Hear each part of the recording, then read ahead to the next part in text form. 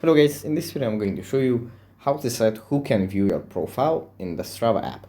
But before that, don't forget to subscribe and leave a comment down below because at 10,000 subscribers I'm going to show you my whole YouTube revenue statistics and growth strategy.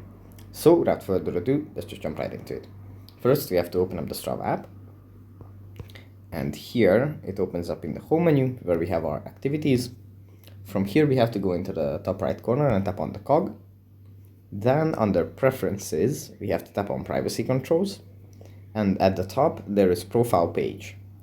We tap on this and here we can set who can view our profile page by selecting one of these options. Either it is everyone or followers.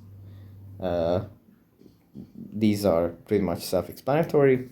It's either everyone can see your page, whoever finds it, or just your followers who are obviously following you. So yeah, that's pretty much it for this video. Hope it was helpful for you guys and I'll see you in the next one. Bye.